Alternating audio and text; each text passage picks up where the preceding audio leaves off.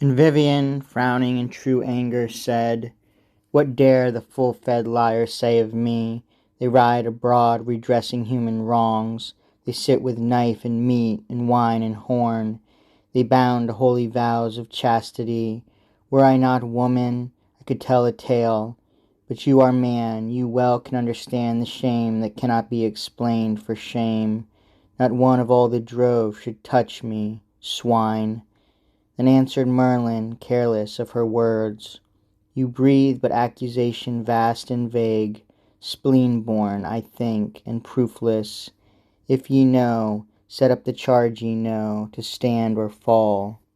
And Vivien answered, frowning wrathfully, "O ay, what say ye to Sir Valence, him whose kinsman left him watcher o'er his wife and two fair babes, and went to distant lands? Was 1 year gone, and on returning found not two but three. There lay the reckling, one but 1 hour old. What said the happy sire? A 7 months' babe had been a truer gift.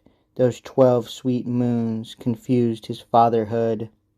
Then answered Merlin, "Nay, I know the tale. Sir Valence wedded with an outland dame.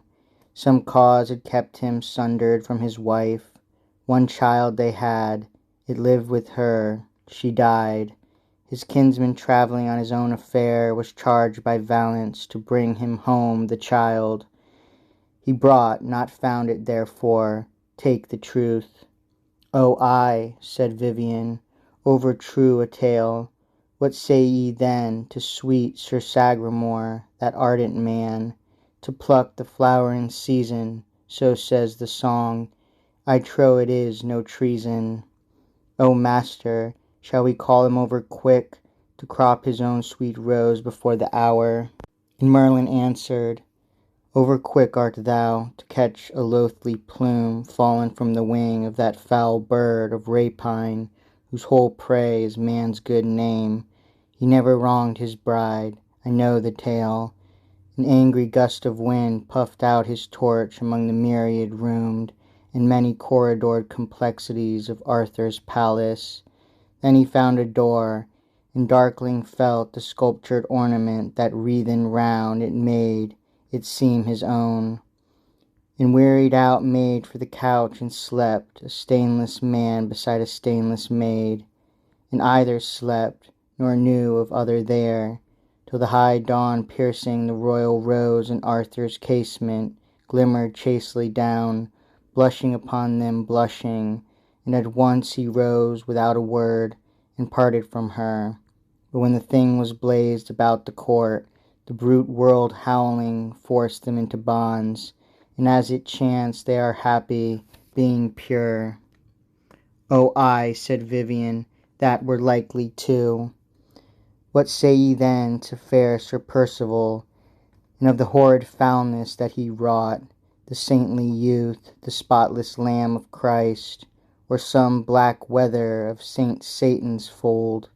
What in the precincts of the chapel yard, among the nightly brasses of the graves, and by the cold hic-jackets of the dead?"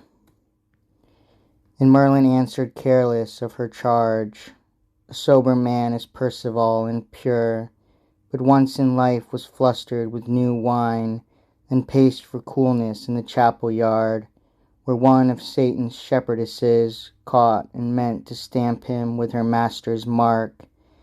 And that he sinned is not believable, for look upon his face. But if he sinned, the sin that practice burns into the blood, and not the one dark hour which brings remorse, will brand us after, of whose fold we be.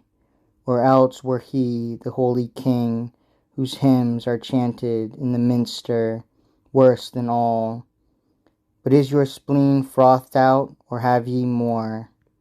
And Vivien answered, frowning yet in wrath, "O ay, what say ye to Sir Launcelot, friend traitor or true?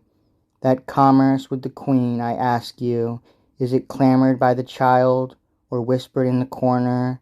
Do ye know it?" To which he answered sadly, Yea, I know it. Sir Launcelot went ambassador at first to fetch her, and she watched him from her walls.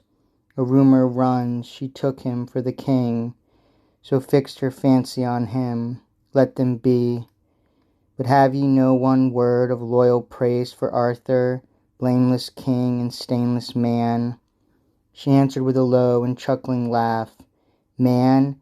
Is he man at all, who knows and winks, sees what his fair bride is and does and winks, by which the good king means to blind himself, and blinds himself and all the table round, to all the foulness that they work?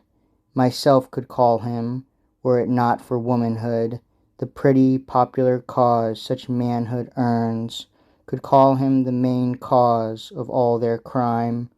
Yea, were he not crowned king, coward, and fool. And Merlin to his own heart loathing said, O true and tender, O my liege and king, O selfless man and stainless gentleman, who wouldst against thine own eye-witness fain have all men true and leal, all women pure, how in the mouths of base interpreters, from over fineness not intelligible to things with every sense as false and foul as the poached filth that floods the middle street, is thy white blamelessness accounted blame.